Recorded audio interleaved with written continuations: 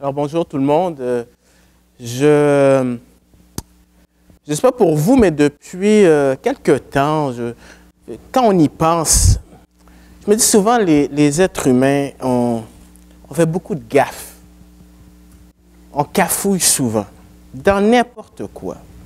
D'ailleurs, il y a quelques années de cela, il y avait une émission qui était intitulée, je pense, les pires voleurs en Amérique.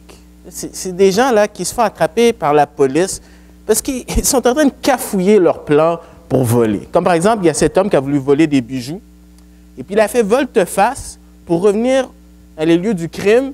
Il s'est fait attraper par la police parce qu'il voulait récupérer la brique qu'il avait utilisée pour briser la vitraille pour prendre les bijoux.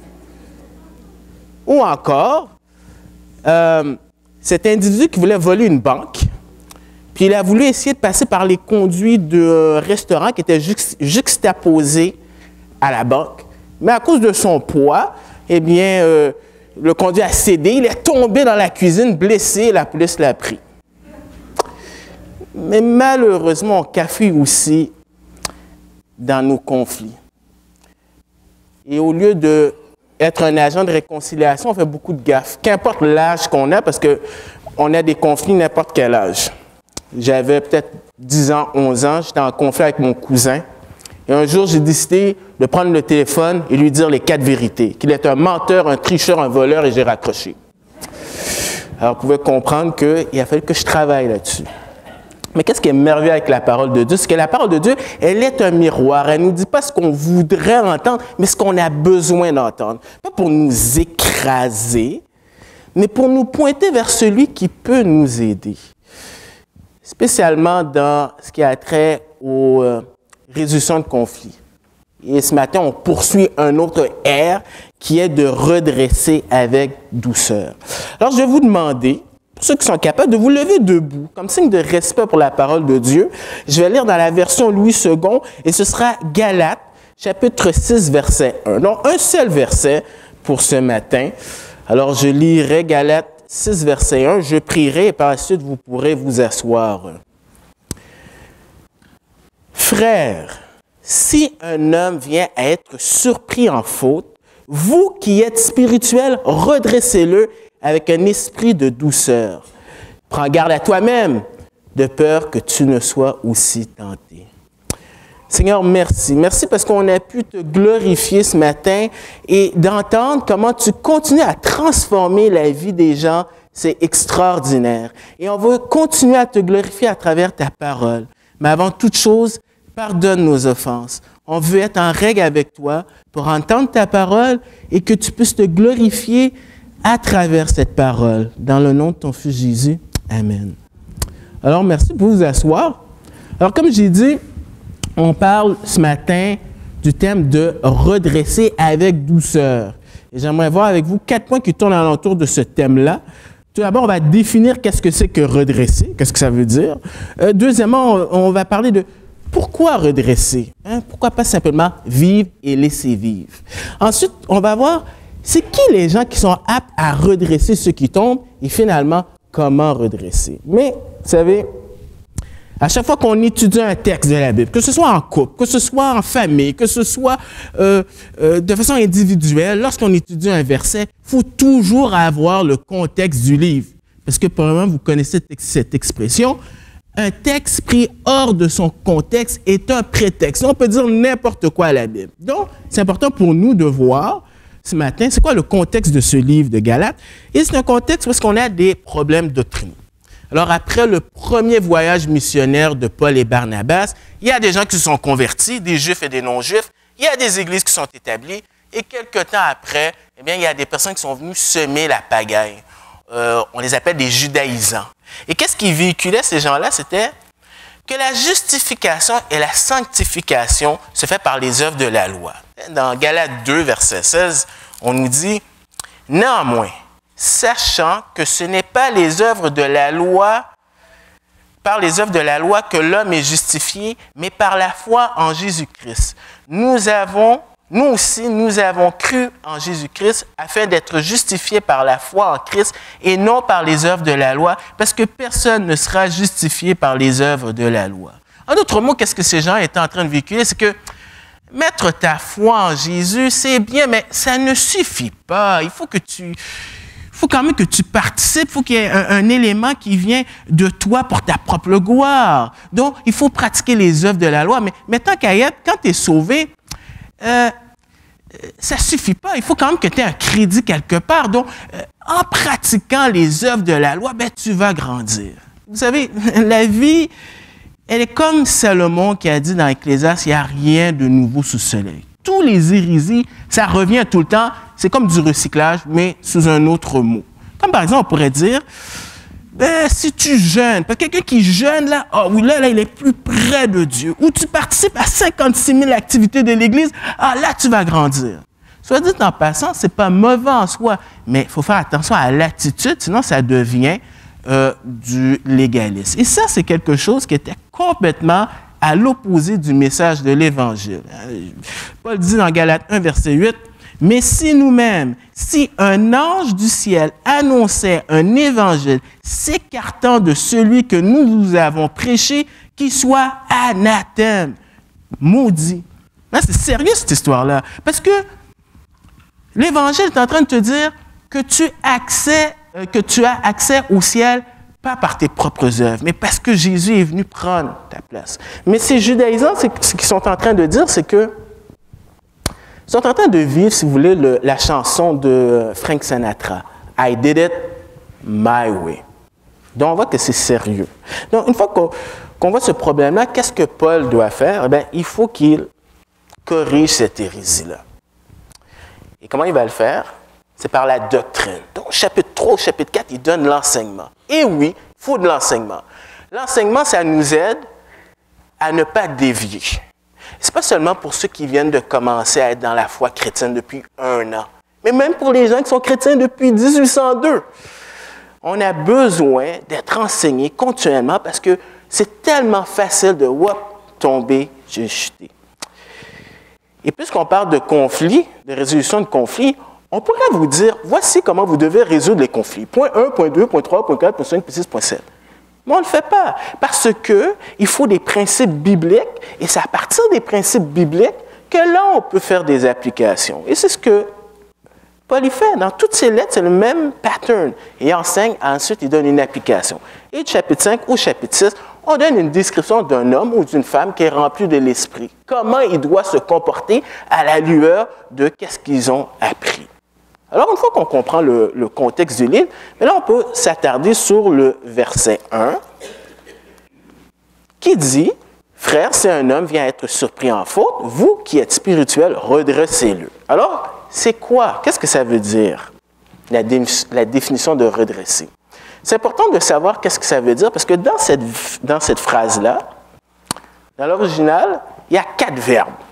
Et le verbe principal, c'est redresser. C'est-à-dire que tout tourne alentour du mot redresser. Là, il faut bien comprendre qu'est-ce que ça veut dire. Parce que selon le contexte, redresser peut prendre différentes significations. Par exemple, dans le vocabulaire séculier, ça voulait dire redresser un os brisé ou disloqué. Je parle en connaissance de cause, je sais qu'est-ce que c'est qu'avoir l'épaule disloquée. Ça m'est arrivé il y a quelques années, je jouais au hockey Cosum à l'église de Terrebonne-Mascouche. Et moi qui me croyais un athlète, tout d'un coup, clac! Et là, heureusement, je ne suis pas allé à l'hôpital, mais quelqu'un avait déjà eu l'épaule disloquée, puis il a dit à tout le monde, reculez, reculez. Et il m'a dit de me pencher comme ça. Et tout d'un coup, j'ai senti mon épaule se remettre. Mais qu'est-ce que je n'avais pas anticipé, c'est que la douleur était si grande que pour la première fois de ma vie, j'ai dit « Tenez-moi, je vais m'évanouir ». Et là, j'ai fermé les yeux et je ne sais pas si les gars ont fait ça pour plaisanter, mais ils ont dit « Ah, tu es blanc ». Et puis là, j'ai ouvert les yeux.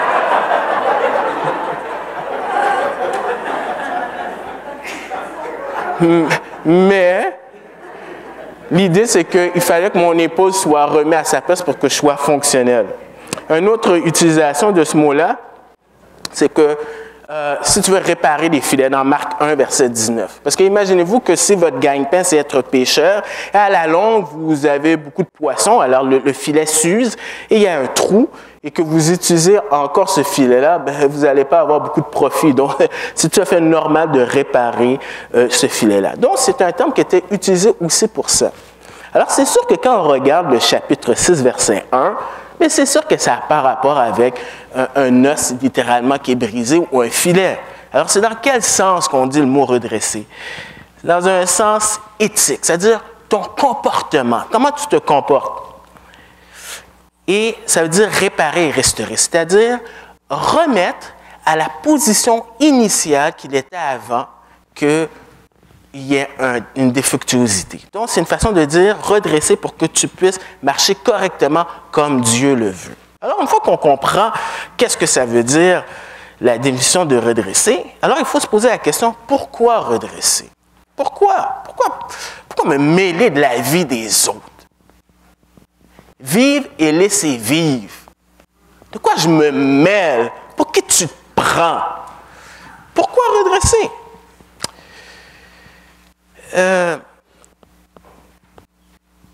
Premièrement, parce que c'est un ordre, c'est à l'impératif. Redressez-le. C'est un ordre. C'est qui dit ça? C'est Paul. C'est qui Paul? Paul, c'est un apôtre. Et Paul, dans cette lettre-là, va prendre 2 chapitres pour expliquer sa vie, pour expliquer que c'est Dieu qui l'a choisi, et que puisque c'est Dieu qui l'a choisi, lorsque Paul parle, c'est Dieu qui parle. Il n'y a aucune autorité dans la vie de Paul. Paul, c'est qui?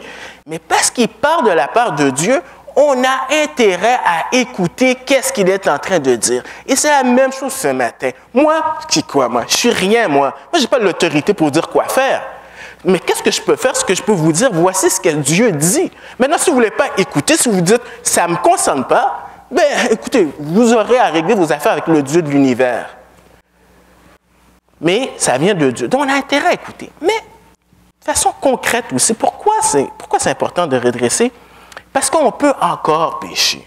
Le texte est clair, il dit, « Frère, si un homme vient être surpris en faute. » Alors, le « si » ici, dans l'original, il y a selon différents contextes, le « si » peut prendre il y a une signification. Ici, c'est une hypothèse qui dit que si il y a quelqu'un qui tombe, quelqu'un qui pêche, voici comment tu dois procéder. Donc, Paul nous met dans une situation qui est fortement probable d'arriver parce que 1 Jean 1, verset 8 et 10 dit que si nous disons que nous ne péchons pas, nous sommes menteurs. Jacques 3, verset 2 dit que nous bronchons de plusieurs manières. Et si je peux être franc avec vous ce matin, que ça reste dans votre tête, là, il n'y en a pas d'église parfaite. Je pense que je vous ai déjà dit ça. À cause des circonstances de la vie, j'ai été membre de 4 églises différentes. Ce sont 4 églises complètement différentes.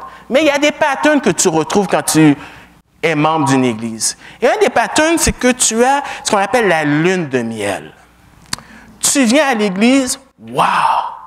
Oh, le prédicateur, oh, je l'aime, il enseigne bien. Oh, il est comique. Il parle fort aussi. Oh, il prend soin du monde. Oh, j'aime le tapis de l'église. Oh, j'aime les chants. Oh, etc., etc. Jusqu'à ce qu'un jour, un événement arrive. C'est peut-être anodin, peut-être c'est grave, mais tout d'un coup, ta perception a changé de l'église et des gens. Et là, tu commences à critiquer, et là, tu deviens un chrétien kangourou. C'est-à-dire que tu sautes d'église en église en église, jusqu'à ce que tu trouves, devinez quoi? L'église parfaite. Et quand tu la trouves, elle est plus parfaite parce que tu es dans cette église-là. C'est normal. Romain dit qu'on n'est pas encore rendu à notre état de glorification où est-ce que la présence du péché ne sera plus là. Donc, c'est tout à fait normal que tu vas trouver des gens alentour de toi qui vont tomber. Et c'est ce qu'il donne ici, il explique. Il dit, si un homme ou une femme, et on verra dans le contexte, on parle d'un chrétien, vient être surpris en faute. Alors, il y a 2 possibilités d'interprétation pour surpris en faute. Une des interprétations, c'est que c'est au passif, c'est-à-dire que c'est le sujet qui subit l'action, c'est-à-dire que par inadvertance, tu n'as pas été vigilant, tu es tombé, le péché est sur toi. C'est comme ça d'ailleurs que Summer, si vous avez la version Summer, on dit « Frère, si quelqu'un s'est laissé surprendre par quelque faute. » Donc, tu as un aspect. L'autre interprétation, c'est que toi, comme chrétien, tu marches et hop, tu es conscient, tu vois que quelqu'un a péché. C'est comme ça que Parole de vie traduit. Alors, si vous voyez quelqu'un en train de commettre une faute, alors sans trop rentrer dans les détails, ce qu'on sait, c'est qu'il y a quelqu'un qui a péché. Alors, que ce soit que toi tu l'aies vu ou que tu es au courant, la personne a péché. Et le mot, c'est le mot faute. Alors, faute, c'est-à-dire mauvais pas. Alors, peut-être que ça nous donne un indice peut-être de quel genre de péché. Hop, il a chuté, transgression. Alors, c'est quoi ce péché-là? On ne le sait pas. Peut-être que c'est relié à les œuvres de la chair, parce que c'est ce qu'il a mentionné dans Galates 5, qui fait un contraste entre les œuvres de la chair et les œuvres de l'esprit. Galates 5, versets 19 à 21. Je vous lis quand même parce que c'est quand même intéressant d'entendre ce que Paul dit des œuvres de la chair. Or, les œuvres de la chair sont évidentes. Ce sont la débauche, l'impureté, le dérèglement, l'idolâtrie, la magie, les rivalités, les querelles, les jalousies, les animosités, les disputes, les divisions, les sectes, l'envie, l'ivrognerie, les excès de table et les choses semblables. Et c'est pas... il y a d'autres choses qu'on pourrait rajouter. Peut-être aussi que c'est du légalisme, parce que tout le contexte de la lettre, Paul doit combattre les gens qui disait que, bon, il faut que tu utilises les œuvres de la loi pour pouvoir grandir. Quoi qu'il en soit, la personne a péché. Maintenant, ça, c'est une des raisons. Une autre raison, pourquoi redresser? Parce qu'on a une responsabilité comme croyant. Complètement différente de ce que la société véhicule. Parce que la société, qu'est-ce qu'elle véhicule? Elle véhicule ce que Caïn a dit à Dieu. Lorsque Dieu a confronté Caïn pour le meurtre d'Abel dans Genèse 4, il a dit « Suis-je le gardien de mon frère? » La vie est assez difficile comme ça, là. Pourquoi devrais-je me mêler de la vie des autres? Ce qui fait qu'on est une société individualiste. Peut-être qu'on est individuel parce qu'on a peur. Vous avez jamais pensé, trouvé ça étrange que la Bible dit que l'amour parfait bannit la haine? Non, la crainte. Peut-être qu'on est dans une société où on se dit, j'ai été blessé une fois à l'église, plus jamais je me ferai avoir encore. Donc, je me mets une barrière et je peux te garantir que je ne vais pas investir mon temps dans des relations parce que j'ai été blessé et plus jamais ça arrivera. Et pourtant, la Bible parle d'amour.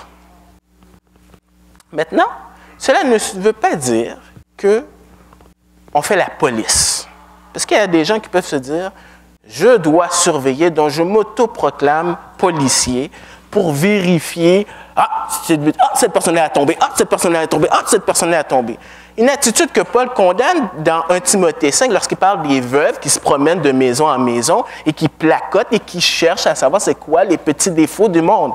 Ou dans 2 Thessaloniciens 3, versets 11 et 12, lorsque Paul dit qu'il y a des gens, qu'est-ce qu'ils font dans la vie? Ils sèment le désordre parce qu'ils jouent le policier pour savoir qui pêche. Et en même temps, il y a un équilibre là-dedans aussi. Dans Jean 21, quand Pierre dit à Jésus, qu'est-ce qui va arriver de Jean? Jésus a dit, que t'importe, toi, suis-moi. Et si on prenait le temps de s'occuper de nos propres affaires, si on était préoccupé à s'occuper des choses de Dieu, on n'aurait pas le temps de s'amuser à jouer le policier.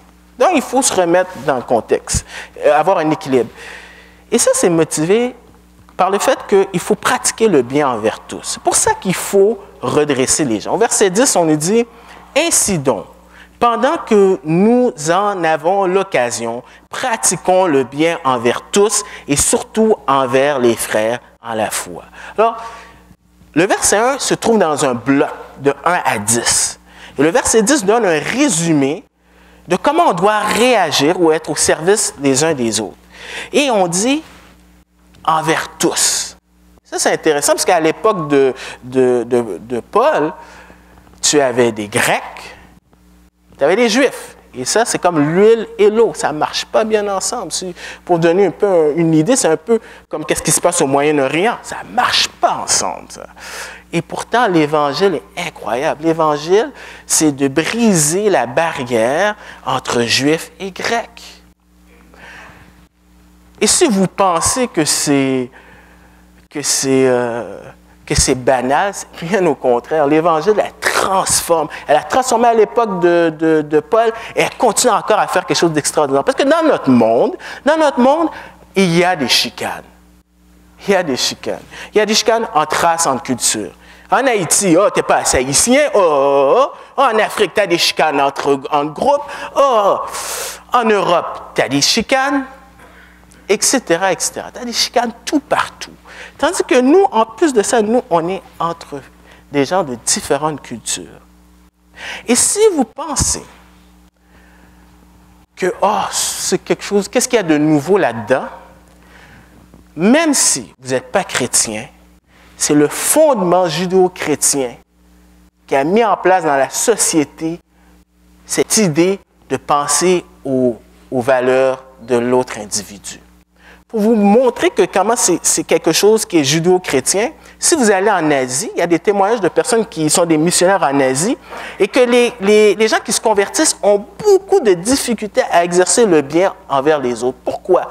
Parce qu'ils ont grandi dans ce pays-là en disant, ils croient à la réincarnation. Si tu as été méchant dans ta vie, c'est le karma. C'est-à-dire, tu as des problèmes, je ne vais pas t'aider, pourquoi je devrais t'aider? Tu as été méchant dans ta vie antérieure, donc je ne peux pas t'aider. C'est incroyable. Donc, vous comprenez que l'Évangile, là, ce qu'on dit là, ce n'est pas quelque chose de 2000 ans, que c'est plate. Ça a transformé à cette époque-là et ça transforme encore aujourd'hui. Mais Paul met en emphase, il dit, de pratiquer le bien et surtout envers les frères en la foi. En d'autres mots, pourquoi il faut redresser? Parce qu'on agit comme une famille. Et c'est intéressant, le verset 1 commence avec frère. Le mot frère, dans le grec, c'est adelphoi. Et dans adelphoi, tu as le son del, comme Philadelphie. Donc, c'est cette idée de frère, cet amour, cette confrérie. Et dans une résolution de conflit, c'est intéressant qu'il parle de famille. La famille, c'est quoi? La famille, c'est une institution familiale qui a été donnée par Dieu. Quand je dis institution, c'est Dieu qui la donne. Parce que notre société, on définit la famille de différentes façons. Ça change selon les époques, selon la culture. Ce qui fait en sorte qu'il y a des émissions comme Famille moderne ou Format familial. Parce que tu as plein de types de familles qui t'est présentées, mais la Bible te donne vraiment une institution qui est donnée par Dieu et qui ne change pas. Et dans une institution divine, il y a un aspect du caractère de Dieu. C'est pour ça que lorsqu'on parle de l'institution du mariage, on apprend un aspect sur Dieu, Christ et son Église. Et dans la famille, on a un concept de Dieu qui se présente comme Père, Jésus qui est notre frère. Donc, ça nous permet un peu mieux de comprendre. Et peut-être que ce matin, vous avez grandi dans des familles éclatées. Et peut-être que pour vous, le concept de famille, c'est pas bon. Mais ça, c'est à cause du péché. Mais qu'est-ce qui est merveilleux avec l'Évangile, c'est que c'est en train de réparer les conséquences du péché. Ce qui fait en sorte que si on a eu une famille avant où est-ce qu'on avait plein de problèmes, mais quand on est en Christ, on a des frères et des sœurs. Donc, ça change les choses. Dans 1 Timothée 5, versets 1 et 2, c'est Paul qui dit comment il exhorte les gens dans un concept de famille. Il dit « Ne réprimande pas rudement le vieillard, mais exhorte-le comme un père. Exhorte les jeunes gens comme des frères, les femmes âgées comme des mères, celles qui sont jeunes comme des sœurs en toute pureté. Donc, voilà une raison pourquoi on doit se redresser les uns les autres. On fait partie de la même famille, on s'aime. Mais, qui doit redresser ceux qui tombent? Alors, on va commencer par le négatif. Ce ne sont pas ceux qui appartiennent à une certaine classe spirituelle. Vous savez, au cours de l'histoire de l'Église, malheureusement, les gens se sont égarés des principes bibliques, ce qui fait en sorte que, par exemple, dans l'Église catholique, il y a une hiérarchie de personnes qui a une séparation entre le laïc et le clergé. Et malheureusement, dans nos églises évangéliques, on tombe dans le même piège. Donc, on pense que c'est les pasteurs, c'est les anciens, c'est les diacres, c'est ceux qui font partie du conseil. Eux gravitent autour de la Trinité. Eux sont les spirituels. Mais ce n'est pas non plus vivre une expérience spirituelle. Parce que aussi bien qu'une expérience peut être réelle, il faut toujours la vérifier par rapport aux Écritures. Je vous donne un exemple. Par exemple, dans certains milieux, dans le milieu pentecôtiste, dans certains milieux, on parle du baptême de l'Esprit. Et ça se manifeste par le parler en langue. Donc, si tu n'as pas le baptême de l'Esprit, eh bien, tu ne seras pas un chrétien, si vous voulez, upgradé, qui aura la puissance de résister. Il y a quelques années de cela, j'ai conduit des amis, parce que j'étais le seul à avoir un permis, j'étais allé à Toronto Vineyard. Et pour ceux qui ne savent pas qu'est-ce que c'est un lieu dans les années 90 où est-ce que ça a fait beaucoup jaser, qu'on disait que l'Esprit de Dieu agissait, puis que, wow, là, à cet endroit-là, là, vraiment, ils sont des vrais chrétiens. Parce que ça se manifestait comment? Les gens aboyaient, ils étaient à quatre pattes. Il y a des gens qui faisaient la poule. Puis il y avait ce qu'on appelle le rire du Saint-Esprit. Tu tombes à terre, puis tu ris. Je vous dis pas ça pour se moquer d'eux. Je vous dis ça parce que je l'ai vu. Ce n'est pas des oui-dire. Mais ce que vous pouvez comprendre, que ce n'est pas parce que tu vis une expérience spirituelle que ça fait de toi quelqu'un qui est, wow, plus grand que les autres. Ce n'est pas non plus ceux qui possèdent une grande connaissance spirituelle. Parce qu'il y a des théologiens, vous savez, des fois, à la maison, j'ai des commentaires.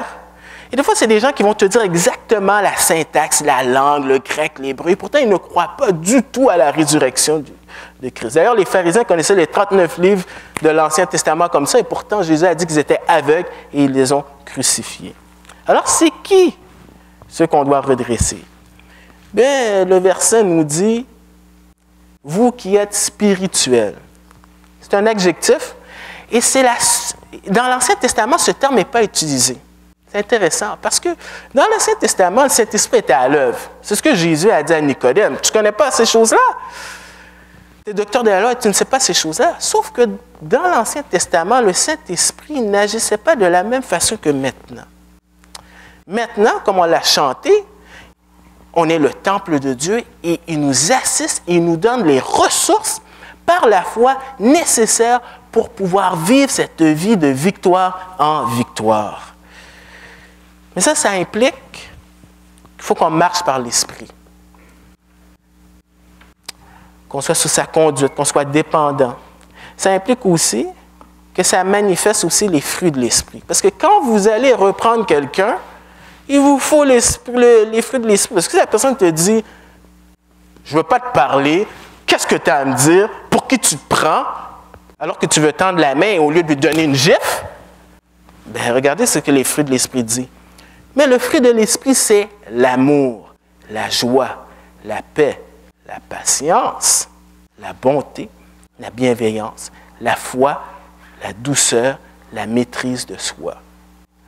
Parce qu'il te faut ça quand tu veux reprendre quelqu'un si la personne ne veut rien savoir. Alors, finalement, en passant là, on est tous appelés. C'est un ordre d'être rempli de l'Esprit. Donc, ce n'est pas juste la job de l'ancien ou du pasteur. Tout le monde, on est supposé être spirituel. Si on ne le fait pas, c'est parce qu'on a péché, on attriste le Saint-Esprit. Et la bonne nouvelle, c'est qu'on peut demander pardon, rétablir la relation avec Dieu pour qu'on puisse être spirituel. Donc, ce n'est pas une excuse pour dire « Ah, moi, je ne suis pas un spirituel, donc non. » Alors, comment faut-il redresser? Le texte dit « Redressez-le avec un esprit de douceur. » Donc, ton attitude, c'est avoir la douceur. Vous savez, la douceur, ça implique l'humilité. pas se penser si bon que ça, là, parce que tu peux dire, oh, je le reprends, je suis bon. Mais douceur aussi, ce n'est pas cette idée que tu es une mauviette, tu es bonasse. Bien au contraire, c'est cette idée qui était utilisée pour, par exemple, les animaux là, sauvages, qui sont difficiles à être domptés. Donc, il y a une force là-dedans. Ce n'est pas quelqu'un qui est bonasse. D'ailleurs, Jésus, qui était doux, quand il a pris le fouet 2 fois dans le temple, on peut voir qu'il n'était pas bonasse du tout. Avec douceur. Et ça, c'est un des fruits de l'esprit. C'est différent des pharisiens. Parce que les pharisiens, eux, quand ils ont pris une femme prise en flagrant délit d'adultère, et c'est drôle, hein? Pris en flagrant délit d'adultère, mais où est l'homme s'il a été pris en délit d'adultère? Donc on voit que c'est un complot, et leur attitude, c'est de pouvoir lapider, de tuer cette femme-là. Et je me souviens dans un des commentaires de John MacArthur, il dit qu'il y a un pasteur qui a dit « Oh, si un jour je pêche, j'aimerais tellement tomber dans la main des drogués, des prostituées, mais pas dans les gens de l'Église, parce que les membres de l'Église vont me tuer. » Henri, mais est-ce que c'est peut-être une partie de vérité? Je ne sais pas. Mais en même temps, il faut redresser avec crainte. Parce qu'il dit, prends garde à toi-même de peur que tu ne sois aussi tenté. Donc, il y a une introspection là-dedans. C'est drôle, hein? C'est toi qui es supposé redresser l'autre personne, mais Paul dit, fais attention quand tu le fais. Enlève la poutre. Vérifie vraiment tes motifs. Fais attention. De peur que tu ne sois aussi tenté. Et en Corinthiens 10, 12 dit, prends garde à toi, toi qui te tiens debout, là, parce que tu peux tomber si facilement. On est si faible. On se pense, si ce n'est pas de la grâce de Dieu, je ne sais pas où est-ce qu'on pourrait aller. Fais attention de ne pas pécher parce qu'on peut avoir cette attitude de supériorité. Alors, tu redresses la personne, finalement, tu te rends compte, tu te dis, moi, je ne tomberai jamais dans ce genre de péché-là. Ou encore, la personne te confie quelque chose d'intime. Et toi, c'est juteux, ce petit, excusez, en créole, on dit zin. Je ne sais pas comment dire ça en français, c'est tellement fort. Ce petit potin, merci. Là, tu dis.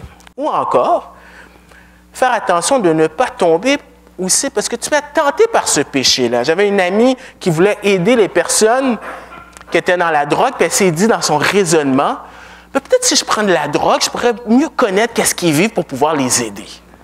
Et on a tellement des raisonnements bizarres. Alors, il dit, fais attention. Donc, en conclusion, la balle est dans notre camp. On ne peut pas s'échapper de cela. Voulez-vous être quelqu'un qui redresse les frères? Oui ou non? La balle est dans votre camp, la balle est dans mon camp. Si tu le fais, il y a des conditions. Il faut que tu t'assures que tu sois en règle avec Dieu, que tu aies une bonne attitude, une attitude pour restaurer la personne parce que tu l'aimes et parce que tu aimes la personne, tu veux que cette personne puisse grandir. Alors, est-ce que vous voulez être quelqu'un qui redresse les autres? Ou êtes-vous prêt à être redressé par un frère? Si quelqu'un vient te voir par amour, est-ce que tu vas dire « De quoi tu te mêles? Laisse-moi tranquille » ou tu vas reconnaître que cette personne-là t'aime. Et ce n'est pas dans le but de t'humilier, mais dans le but de pouvoir t'édifier pour que tu puisses grandir. Ou est-ce que tu es assez courageux parce que tu sais que tu es esclave d'un péché et tu veux chercher de l'aide et que tu es assez prêt, tu as le courage de t'humilier pour aller demander de l'aide.